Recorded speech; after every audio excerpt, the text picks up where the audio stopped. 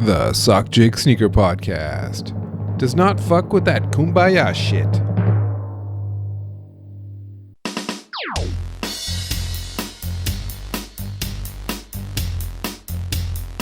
Welcome to episode 82 of the Sockjig Sneaker Podcast. I'm your host Sockjig. You can follow me on Twitter at Sockjig and on Instagram as well. For the show today, I'll be mostly talking about recent news and releases and no big main topic or anything, just to keep it light and fun for the summer. And overall, I give my opinions and thoughts on some of the recent releases like JJJJound, Air Jordan 40, the Levi's Air Max 95 release as well too. I give some thoughts about what happened at Paris Fashion Week with how brands are using Clint of Cortez to debut their sneakers. That included Premium Goods Air Max 1 and Kids of Immigrants Friends and Family sneaker. And even about that Kids of Immigrant Friends and Family sneaker, does that exclusive Paris only Friends and Family sneaker even make sense for a brand like Kids of Immigrants? So I talk about that a little bit. And of course, I talk about the Tom Sachs Mars Yard 3.0 release and how it's being released on the app only. And so far, how they started off, it seems easy enough, but depending on how complicated the tasks that they require, it's almost like they made a release for the unemployed.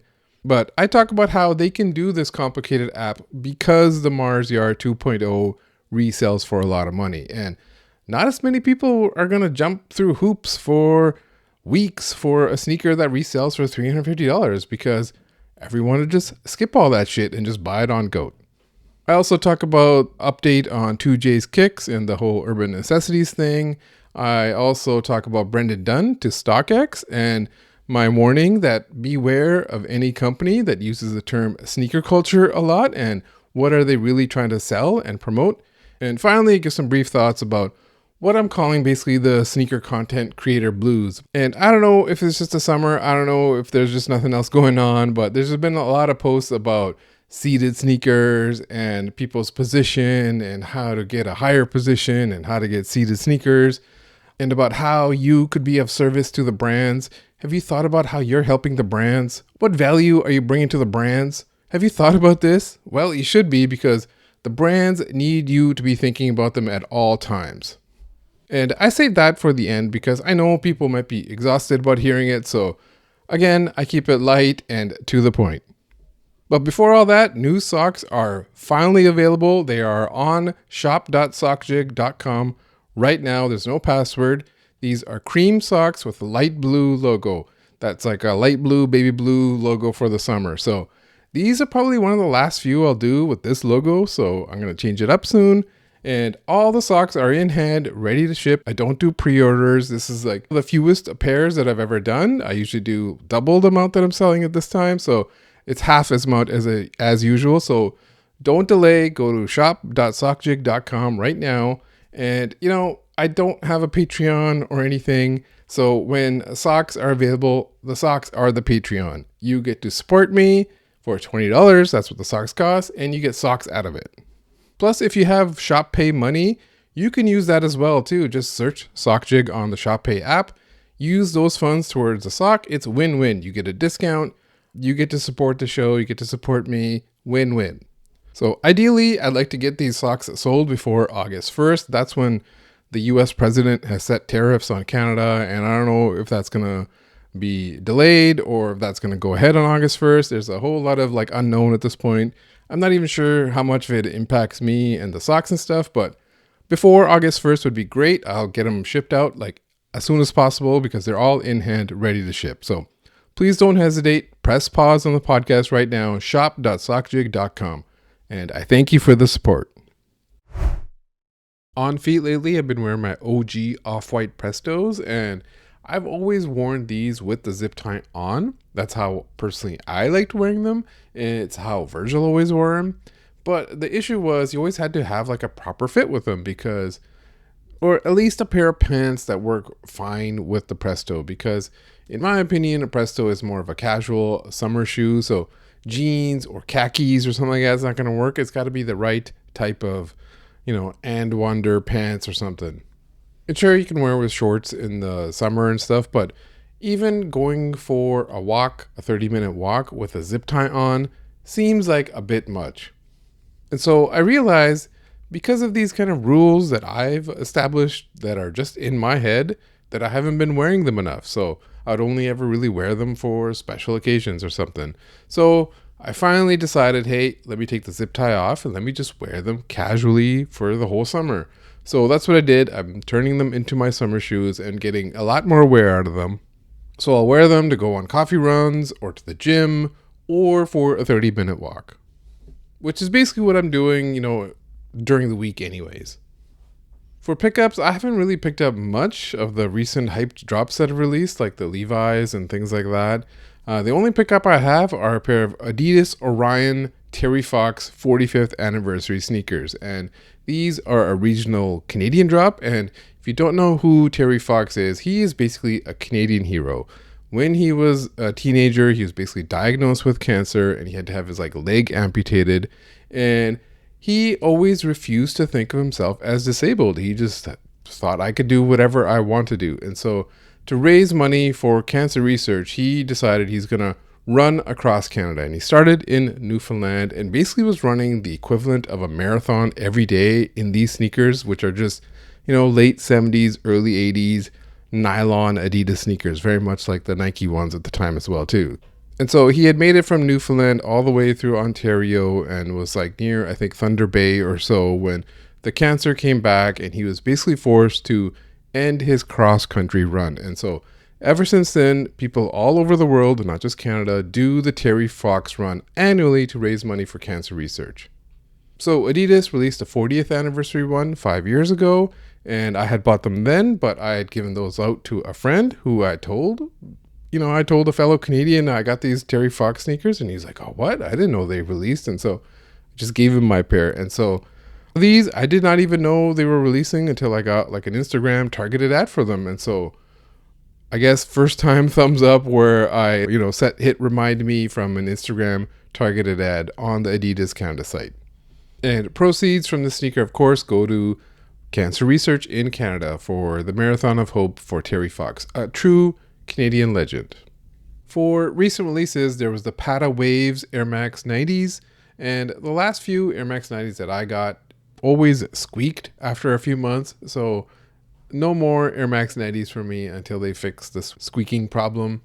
Plus, the waves on the Air Max 90 here don't look as good as they did on the Air Max 1, so it was an easy pass for me.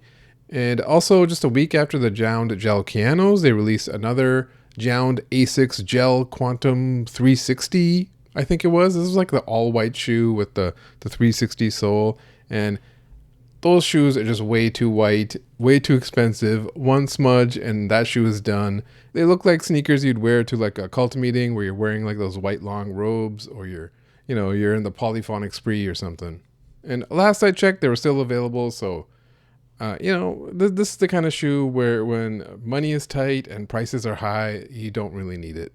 And then speaking of JJJJound, they just released 2 Asics sneakers, and now I guess they're doing a Puma Mostro, something like that. JJJJound basically said, money please, with this hand extended, doing the open close sound of one hand clapping kind of, money please. And Puma's here, yeah, here you go sweetie, I love you, here's some money, please promote Puma for us. And JJJJound man is like, of course I will.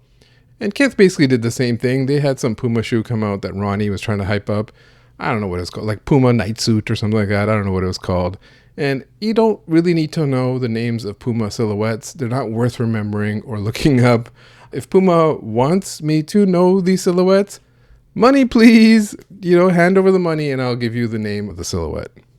And speaking of money please, there were some Alma Manier drops that happened, the Air Force One White and another Air Max 95. And people might not even know these dropped because they kind of came and went and there was very little fanfare. There's multiple blogs. I saw those sneaker blog accounts posting the day of the release saying, who copped? ? And then if you just click through the tweet, there was no replies. No one said anything. It was just literally tumbleweeds in the replies. And so they did the drop. I'm sure some people did cop. There are people who like the brand and support the brand. It seemed like the sneakers sat for a while and then I guess it was either pulled and maybe they'll restock later or they'll go on outlet or discount or something. And, I'm no Bima Williams or anything. You know how he does the Collab Lab videos that he has. I was trying to do a knockoff of it. I don't know what I called it. Collab Garage, Collab Clinic. Let's do the collab click today. You're entering the collab click with the Sock Man. Collab click, are there too many Ama Manier collabs? Is Ama Manier getting it right? Okay, I'm going to abandon this. Basically, there's way too many Ama Manier collabs, and there's not enough people that care about them. And so you're seeing releases like this. They're sitting. Why are there 3 Air Max 95s when the one that just came out was clearly the best one? And so why do 3 of them when you could do 1?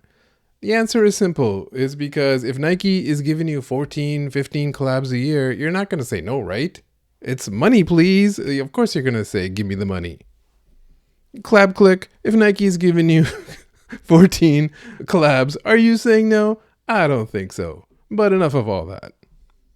Next up was the Levi's Air Max 95s. And here, again, there's like 3 or 4. I think there was a 4th friends and family collab. And it's like, why are there so many? Why can't we just pick the 1 or 2 that are best? Hopefully just 1, and the other one is like friends and family or whatever. But as I covered in my whole how to release a sneaker series, if you do multiple at the same time and you have the infrastructure set up, you can just get more money by doing multiple than you can by doing 1.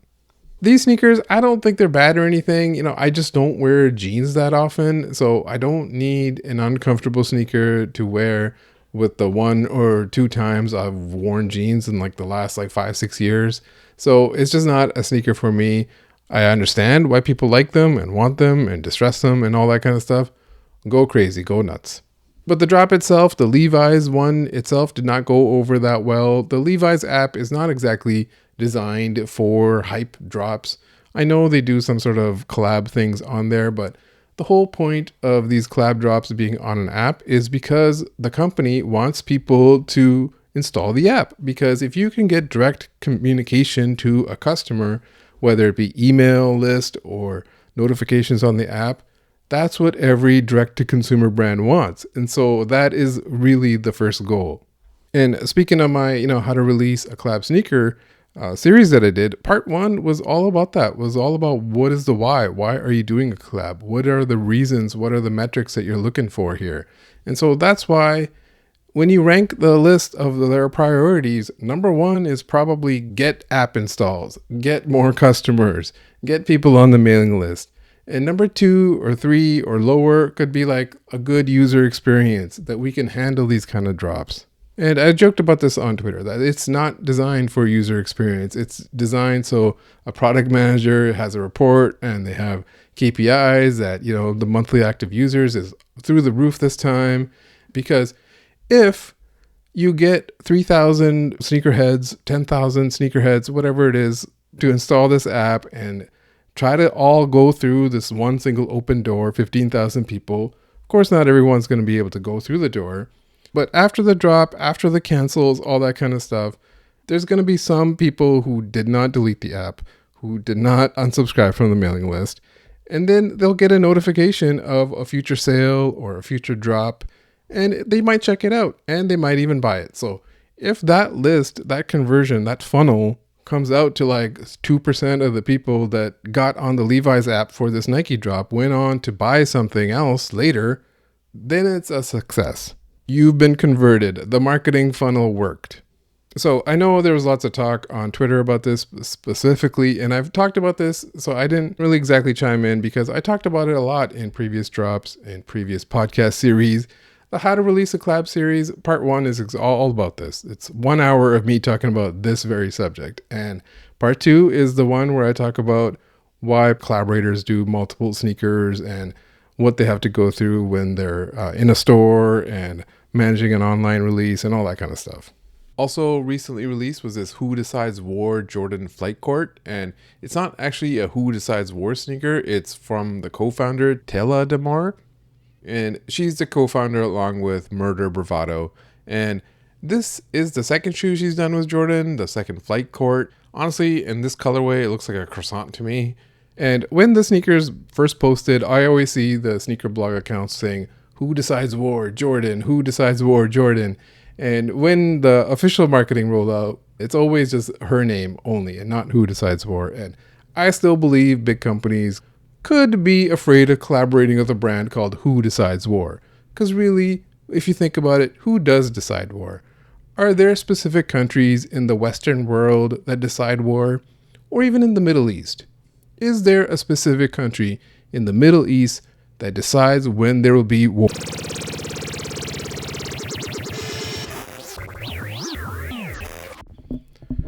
Okay, test. Okay, we're back. Okay, I don't know what happened there. I just saw a flashing light and then all my equipment just went out and I had to reboot everything. But what was I talking about? Jordan's something?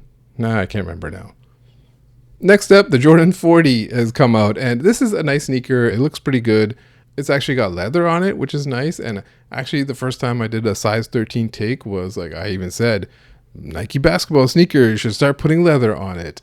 At least the old heads will think, hey, this one's got leather on it. That will prevent my Achilles from tearing. And as I've talked about, Achilles, ACL tearing, top 10 fear of mine, top 3 fear of mine. And so I'm not playing basketball, but if I was playing basketball, I'd be buying the Jordan 40 with the leather on it.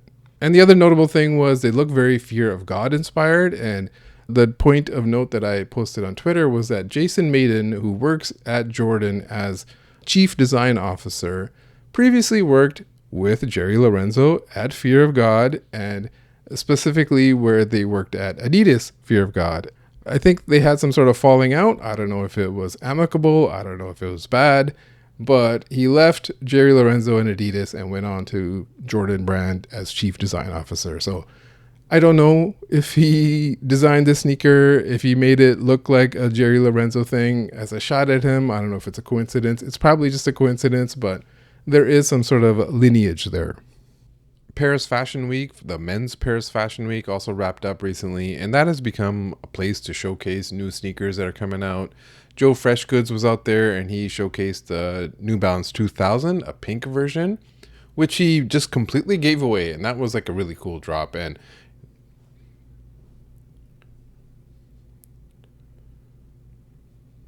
which he just completely gave away and then went and threw a big party, which is an awesome way to do it because you just don't see that anymore these days. You see exclusive drop, online drop, 2 pairs of it. You rarely see something just given away, and it's probably limited to, a few hundred pairs, I guess. So that was cool.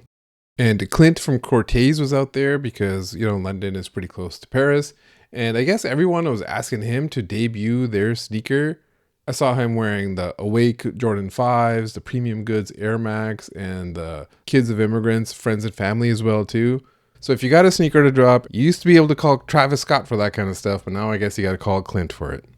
But I did want to talk about that Kids of Immigrants, Friends and Family Thunder Max colorway. It's like a purplish grimace in the sun kind of colorway. And I personally don't know if a limited Friends and Family Kids of Immigrants sneaker makes sense to me personally. And I'm a kid of immigrants myself. And when I was a kid, I was not exactly flying to France with my friends. And maybe now I can. And I guess that's what maybe the sneaker is celebrating. I don't know. But when you have a name like that of Kids of Immigrants, it implies a certain code of conduct almost, that you are united and together and you are one for all for one. And that's how they marketed that first sneaker, and it was a big success. But now, when there's a special one that's not for the Kids of Immigrants community, it's just for a small, select group of people. And so, to me, these concepts are kind of diametrically opposed. And it kind of lays bare that you are a brand playing the same playbook as every other brand. And of course that's true. That's always been true. You always are a brand looking to sell products, you're looking to create customers. But the term Kids of Immigrants kind of gave you that cover, kind of concealed that fact that you are a brand looking to make money, that this is a movement, that we are a community and we all understand each other. We all had the same upbringing. But when you do this kind of friends and family, only 200 pairs, here's Clint with Cortez, only he can get them, it kind of blows the cover. So I'm only speaking for myself, of course. But I haven't seen anyone else with this take. Most of the time, it's going to be like, oh, that sneaker is nice. I want that. And overall, that is the response I saw for this sneaker online. But the biggest hype sneaker of Paris Fashion Week was the Adidas Jellyfish. And the early hype is working. They showed off a ton of colorways. There was blue ones and neon ones and all kinds of stuff. But that first colorway, the orange one, still looks like the best one that people are excited for. So they got people excited. They know the sneaker is coming. They just got to get the timing right. If you wait too long, if it's delayed to like next summer, it could be way off. But if you launch in this fourth quarter, it could be a big hit. Even with the price tag of $300 US. It could be more. Who knows if tariffs and stuff are added onto it by the time it's out. Personally, I think the sneaker is awesome. It looks really good, but I don't really want it. I already have a Balenciaga Triple S that I never wore. And so it does look like just a Triple S knockoff to me, no matter any angle that I look at it. Usually, if something is seen as a knockoff of something else, then that could be a detriment. People will not want to buy that when you can buy the original. But it's not like people are out there clamoring to buy a Balenciaga Triple S anymore. And these are associated with Pharrell, who always has a ton of goodwill behind him. So people are excited to pony up the $300 for it. And I'm sure it'll do well. I'm sure it'll be limited. I'm sure there'll be tons of drops of other colorways going forth, because that's just how Adidas rolls. There was a Clipse Samba that came out as well too. As you can imagine, a cocaine white Clipse Samba. And I had early access to it because I bought the vinyl album. And by the time I got the email for the early access, I clicked the link. There's only up to like size 10.5 at that point. So I did enter the raffle that came up later in the day, and I did not hit. So that's all right. You know, it was one of those Sambas with the big long tongue on it, the football soccer type of tongue on it. So not a big deal. And Clipse has been in the news, of course, if you haven't seen, because of the big rollout they've had for the new album. But the one story I want to talk about was Justin Bieber doing a story post on his Instagram where he's seemingly taking shots at Clipse, Kith, and Union. And someone basically said, Clipse is for bitter grown men who collect cause dolls and shop at Kith and Union. And, you know, that went around and Justin Bieber deleted it, and people were thinking that Bieber himself had written it, but it was a story repost. And I guess it originally came from Kerwin Frost, and then some Bieber fan account reposted that with clipping out the Kerwin Frost part. Then it went to Justin Bieber's account because he was tagged or whatever. But interesting note there is that Kerwin Frost was at Adidas or is at Adidas, and Clipse, of course, and Pharrell are associated with Adidas with this Samba sneaker as well too. So I don't know what it says about the state of where Kerwin Frost and his freaky ass sneakers are at the moment, but probably not at a good state. But the shot at Kith and Union, it was interesting because it gives you a glimpse of like what younger people think. And it's like, those are brands for that generation. And as I've said on here, how are these next brands going to come up? And is there even the economy right now where the next big retail store like Kith and like Union can bubble up? Probably not, but it just goes to show you time ticks faster, and eventually what's cool and in for the one generation, for millennials or whatever, may not be for the next, and every generation needs and wants their own thing. But for now, of course, Kith and Union, they're doing fine. They got plenty of customers, but eventually there's going to be a generation that does not want Kith Scarface t-shirts. Speaking of Kith, they did release the New Balance 204L, and it's like a low profile sneaker trying to like, you know, get in on the wave of Sambas and stuff, because most New Balance are chunkier, and there were some earlier ones that Miu Miu had done with New Balance as well too. So doesn't hurt to have a few more models or silhouettes in there and debut new silhouettes. And honestly, these kind of low profile sneakers, even like that Clipse Samba one, on size 12 plus, for me, it just looks like you're wearing Subway sandwiches. It's going to look like 2 foot long Subway sandwiches in whole wheat. There's an advisory board crystals and Fantastic Four Puma release going on if you haven't seen it. And the thing about this sneaker is they're not even showing the sneakers, at least at the time of me recording this. And the entire rollout is just hilarious. On Monday morning, I was checking Twitter in bed with, one eye half open. And I saw some posts from Advisory Board Crystals, ABC, and I was like, what the hell am I looking at? They're just showing a bunch of empty boxes. And I couldn't even tell what sneaker that they were promoting. It did not even say Puma in the tweet that they wrote. They just said ABC and Fantastic Four have a release coming out, and here are the blind boxes. And then later in the day, apparently they sent out these boxes to a whole bunch of sneaker media and influencers and photographers. And a bunch of people got like empty boxes and took really nice photos of empty sneaker boxes of the Thing and Plastic Man, Elastic Man, and Blind Girl, Invisible Girl. And so you are now asking these influencers to hype up empty boxes. How can you hype up empty boxes? Oh man, the people are going to be pumped when they see how good these sneakers are because the boxes are so good. Fuck the boxes. Who gives a shit about the boxes? Where are the sneakers? And apparently the next day is when they said that it's a double blind box, meaning you don't even know what sneaker you're going to get, nor do you know what the sneaker even looks like. And these sneakers must be hideous. They just must be hilarious. It just feels like they're just hiding the fact that it's a Puma. They didn't even want to say Puma in the first place. Now they don't even want to show you the sneakers. They just want to roll out one by one some details. And I guess that's working a little bit more than other Puma releases have gone, where it's like, yeah, Puma has a release going out. Who gives a shit? But I don't know if it's going to convert to actual sales. To me, the whole rollout has just been hilarious. And of course, this sounds familiar. It's because Kith did this with Marvel and Asics and X-Men characters. And the difference there was Kith and Ronnie actually showed you what those sneakers look like before you bought a blind box. And if you noticed on Ronnie's Instagram stories, after ABC posted these photos of these empty boxes, he posted a clip of himself and Tyler Mansur, also known as Arab Lincoln, talking about the Marvel Asics collab, and he's talking about the blind box concept. And so this is as close as you'll get to see Ronnie taking a shot at anyone publicly. At least these days, he doesn't really respond to criticism or make callouts or anything, but an Instagram story talking about how he was kind of did this first is as close as you'll get. And it always seemed like advisory board crystals and Kith had a close relationship or some sort of relationship with a lot of collabs, a lot of hoodie collabs and things like that. But I bet that's over as of right now. So we'll see how this release goes. We'll see how people react to it. We'll see if the sneakers are actually nice. It's a Puma. What are you going to do? Apparently it's a Puma Majesty Low. They're not exactly the Puma Clyde, but they're like Puma Clyde-ish. So they're probably not going to be hideous, but when it comes to comic book characters, they can all be hideous really easily. It's hard to tone it down, which I thought Ronnie and Kith did really well with their recent comic book releases.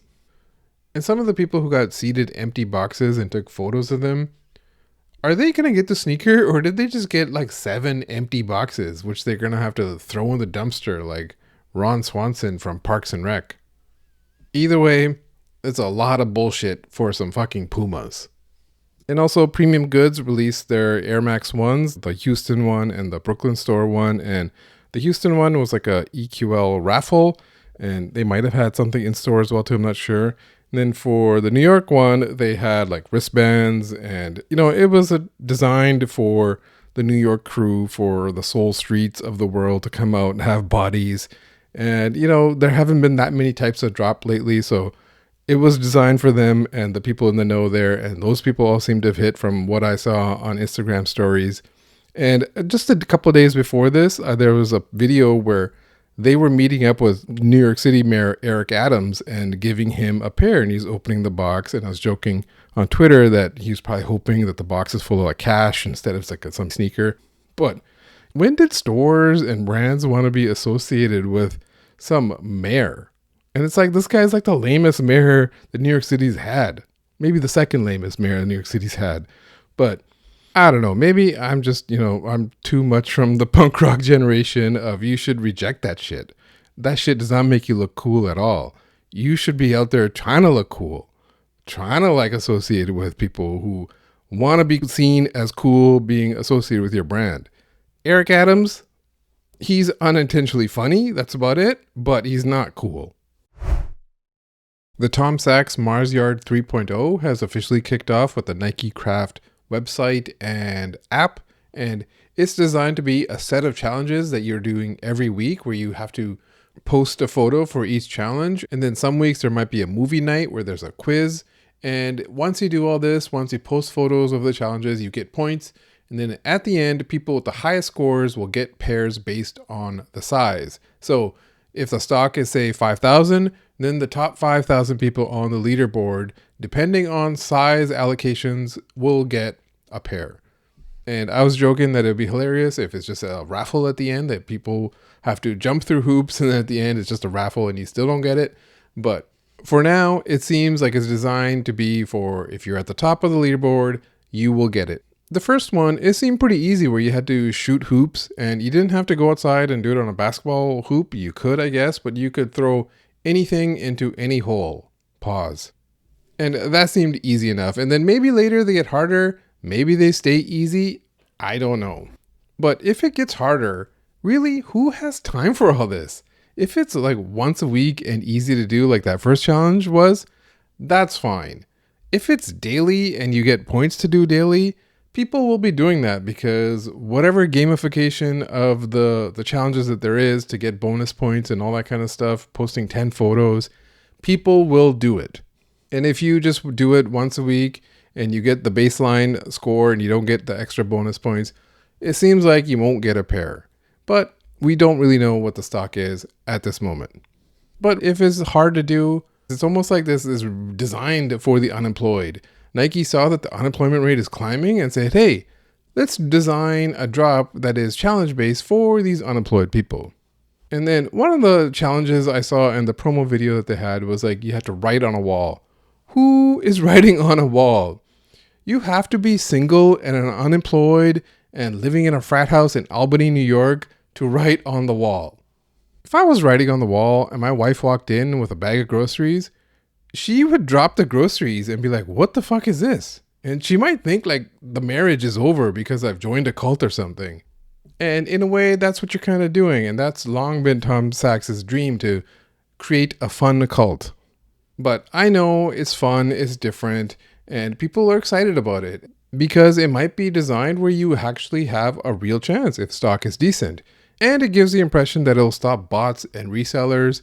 You know, probably not completely. They'll find a way to automate it somehow. They're pretty smart people. Or you could just like steal people's photos and just modify them a bit with AI or whatever and post them. I'm pretty sure they're not hand checking every single photo, every single challenge. But maybe these are just like roadblocks and it might stop enough of people and only the motivated bot resellers will do it. But all this, the app, the Mars Yard 3.0, all of this Tom Sachs Mars Yard lore only exists because the Mars Yard 2.0, and I guess the 1.0 as well, but mainly the 2.0, resells for a lot of money. If that Mars Yard 2.0 resold for $300, this app would not exist. It would just be a regular drop. No one is going to be literally jumping through hoops for weeks to get the sequel to a shoe that sells for $300. You could just buy the sequel for the shoe that sells for $300, probably for $300. I think the retail price is $275 US on it, so maybe it's like $400 then. So we are all here because the 2.0 sold for $5,000 or whatever it is right now. There's a lot of reasons why a sneaker sells for $5,000. It's got to be nice. The people got to want it. The people with money want to spend that much for it. It's got to be low quantity. And also because people buy it and resell it and hold it and all that kind of stuff. So resellers do have a role to play in that whole thing. That is the invisible hand of the market. And so this drop, for now, appears to be designed to also keep the resale price of the Mars Yard 3.0 high. Because if all these challenges are really difficult to do and something that requires a lot of time investment, you're not going to go resell it for $450. Would you fuck up your wall and have your wife think you're going to get a divorce and then move a pile of bricks across the room only to make $75 on a sneaker? Probably not. But if it was selling for $5,000, let's say it's $4,000, the market's adjusted, or $3,000. Maybe. If the tasks are easy and the stock is high and you're consistent with it, maybe you have a better chance at hitting. But my feeling is that it's designed to be hard. There's going to be a lot of people who are trying to game the system. Those people will also be putting in the work. But it's designed to keep the lore of Tom Sachs Mars Yard intact. But overall, Nike was clearly ready to move on from the controversy. They designed this whole elaborate release and rules and app and photos and promo videos and everything on it. The friend of the show, Sniper, is a product tester for Nike, and he said that he tested these back in 2023. So it'd be interesting to see if that's what the production date on the size tags say as well too. It just means they've been in the works for a while. Maybe they've been sitting in a warehouse for a long time. Nike wants those products to move. They like Tom Sachs. It helps that Mark Parker, board of governor Mark Parker of Nike is friends with Tom Sachs as well too. And now Nike wants Tom Sachs to organize people into a bunch of camps. And, Tom Sachs, I'm not going to say what race of people that he belongs to. We know that I'm not allowed to say that. But he's a...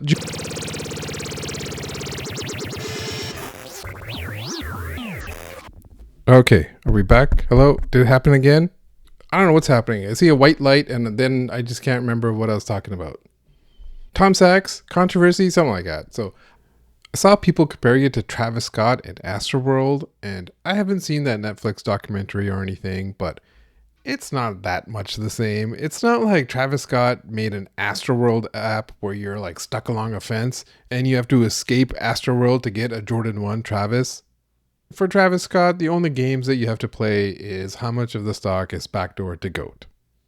If you're looking for morality in the sneaker world and in sneaker business and in any kind of entertainment, showbiz, product business, you're looking in the wrong place. The dollar is what's going to make a lot of decisions. People still wear Yeezys. People can separate the artist from the product, and some people can't. For some people, it's fuck them forever.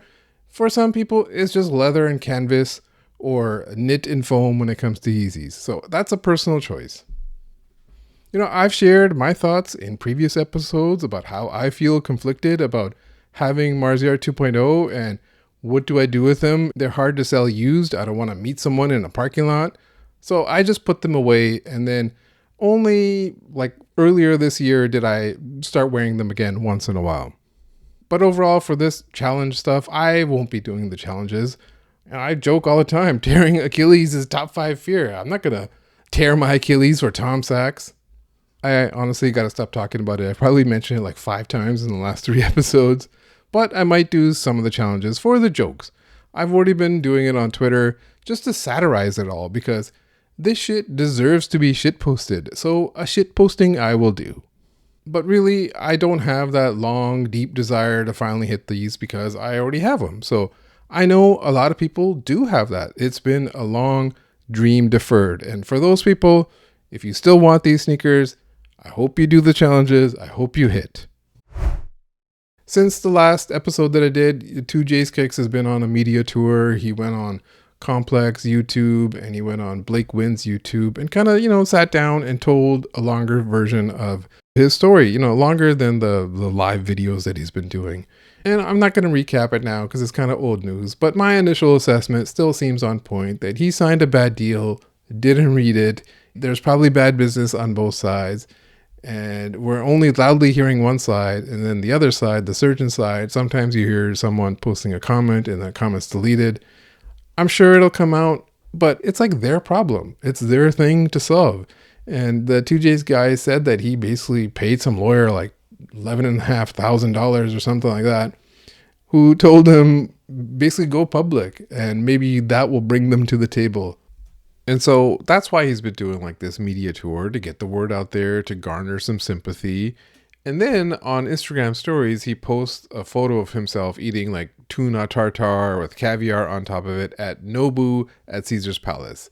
And so if you are out there with your hat in hand, talking about your sick wife, that they're taking everything from you, that you might lose your houses and your friends' houses or whatever it was, and then you're partying it up at Nobu with caviar on it.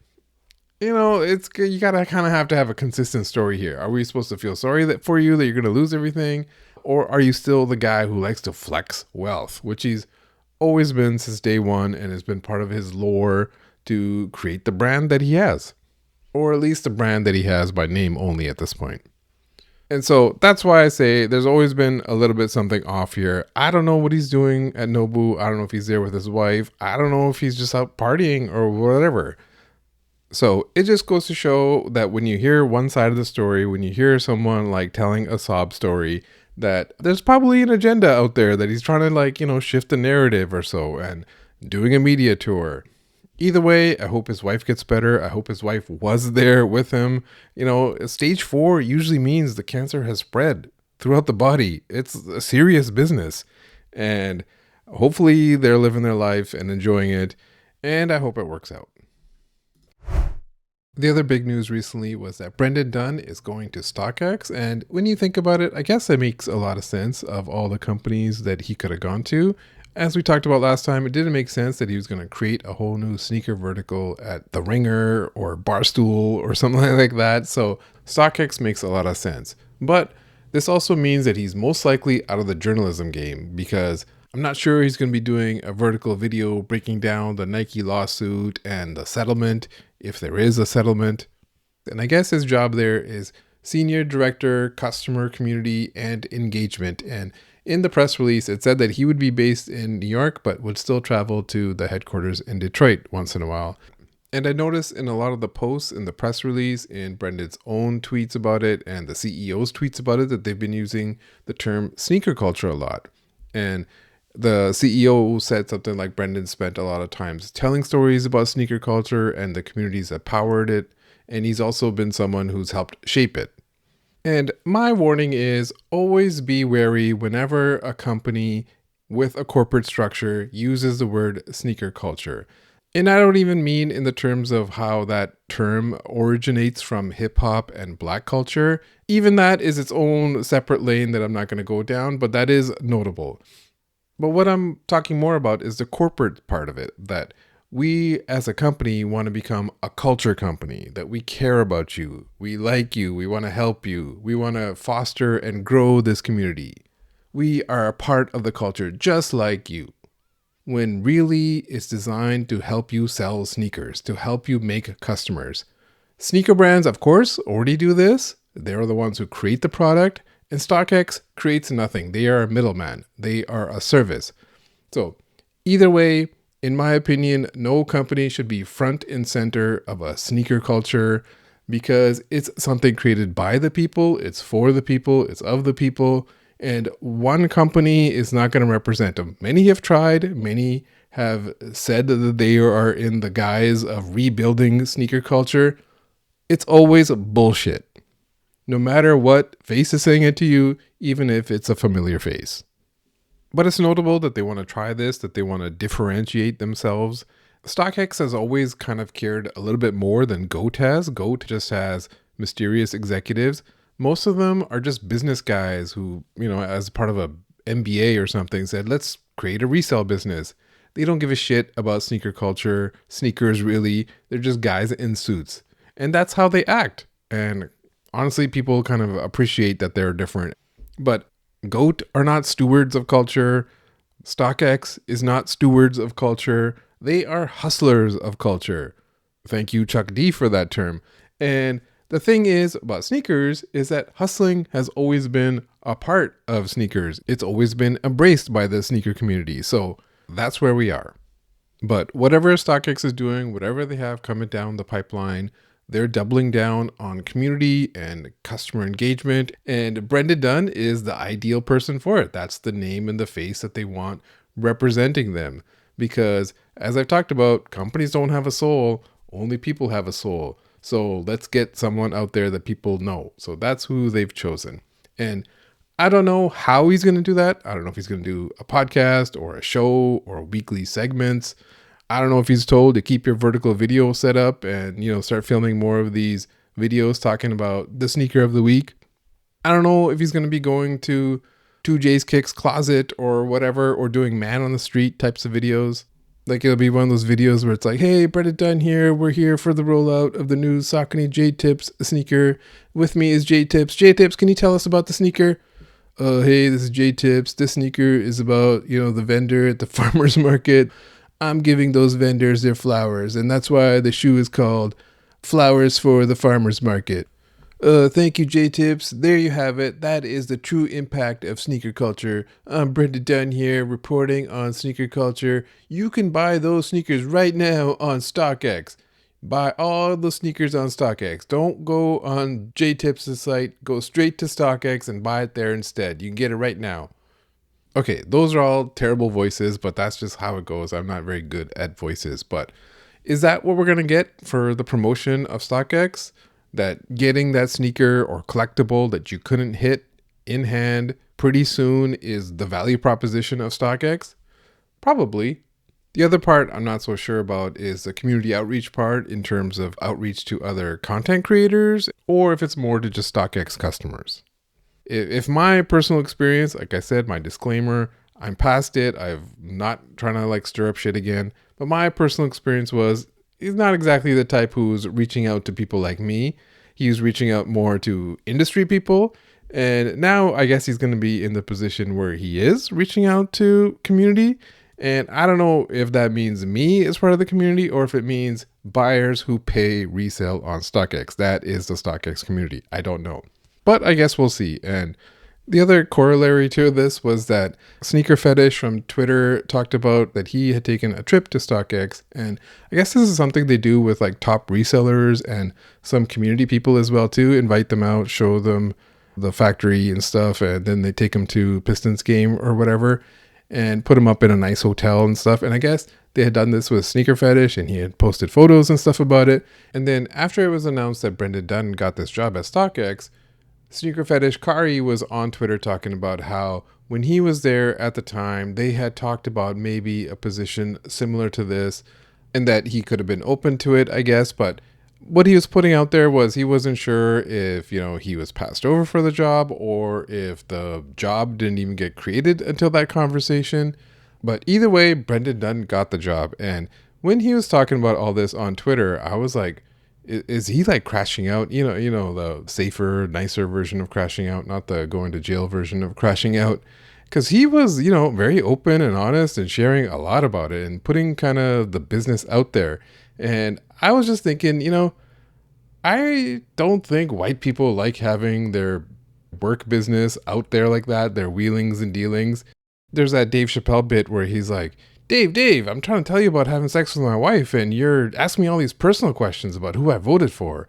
This is not exactly that, but it's along those lines. I'm not sure how much people like having their private business discussions aired out, but entertainment and community engagement is a numbers-based business at the end of the day, and connections and popularity and all that kind of stuff matters, and especially when you had a platform like Complex and the body of work that Brendan Dunne has done over the past 10 plus years.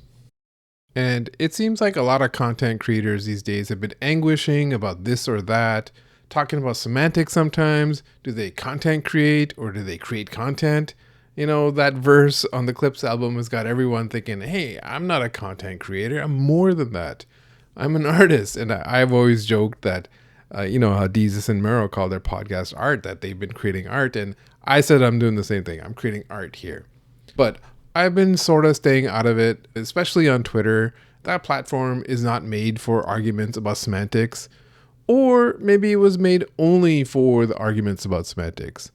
But even on this podcast, I've been trying not to create content about creating content and instead talking about topics I think a sneakerhead would want to hear about. But it's been sort of a quiet summer when it comes to sneakers. So I guess idle hands are tweeting about sneaker content creator blues, I guess.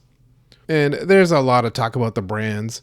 What are the brands doing? What do the brands want? The brands are watching. The brands just landed at the airport. The brands are in an Uber on their way right now. The brands just got dropped off a block away from your house. The brands are hiding in the bushes with binoculars right now.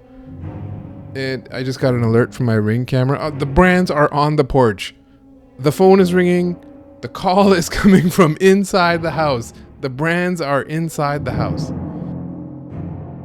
Except that's not exactly what's happening. The brands are not calling. The brands are not seeding sneakers to all the little sneaker influencers who deserve these sneakers. Some of these sneaker influencers, they get a lot of seeded sneakers. Couldn't they just redistribute the wealth that they have? Give some of the working class proletariat sneaker influencers their share? These big time influencers, they get package after package from the brands. Aren't they just controlling the means of production here? How is a peasant sneaker influencer with 70 views on a YouTube short supposed to compete with that? Shouldn't it be from each according to his ability to each according to his needs? I mean, comrades, I've got some literature in my car that will just change your whole way of thinking.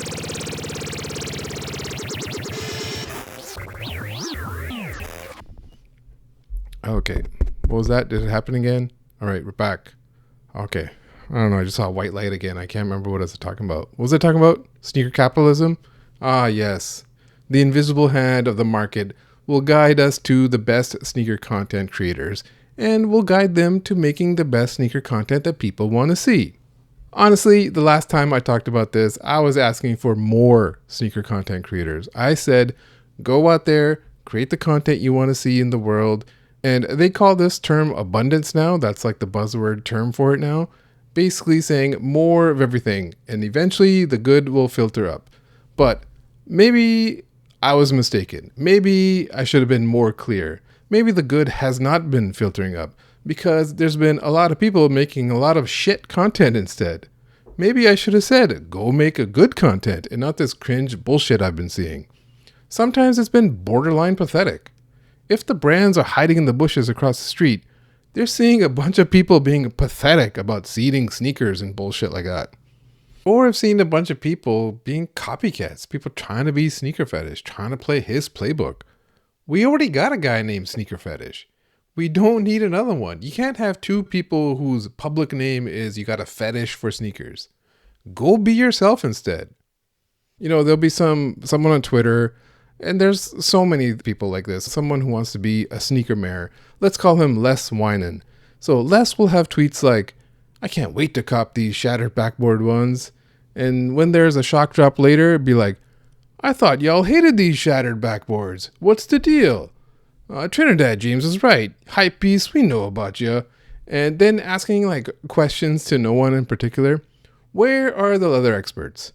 Or when it eventually drops and people buy it and it sells out, hey, I thought Jordans were dead. I thought people said Jordan 1s are dead. You know what I think? I think Les Winan ought to do more thinking and less whining. But I know this shit gets likes and engagement, and I'm not trying to dismiss it all that people are just engagement farming. Sure they are. People are bored. It's a quiet summer. People are engagement farming. But is it good engagement farming? It's not even good. It's just someone else's playbook. Do your own playbook. The one time I talked about this, I had a tweet where I said that, you know, when it comes to content creation and making something I think people want to hear, I said, no one is really owed an audience. You're not owed something because you put in the work. No one deserves an audience. It's like the end of Unforgiven. You know, Clint Eastwood says to Gene Hackman's character, deserves got nothing to do with it. No one deserves an audience. You have to earn an audience. Go out there and earn one. Make something that people want to hear. It's as simple as that. And if they're not hearing it, it's not anyone else's fault. If only I got that retweet. If only I got that cosign. I could get retweeted by JJJJound tomorrow. That does not mean I'm getting 1 million people listening to my podcast all of a sudden. You have to go out there and earn that audience. And if that audience does not come, it just means you made a product that a wider audience does not want to hear. So go out there, please just be yourself, make it good. And if it does not resonate, tweak it, change it. Try again. Go a different angle. Don't copy someone else's playbook. Just remember, kids, you can be anything you want in life. You can have any job you can dream of, unless, of course, Brendan Dunne wants it too. Then you can't. This has been the Sockjig Sneaker Podcast. Thank you for listening. I'll see you next time. And please go fuck yourself.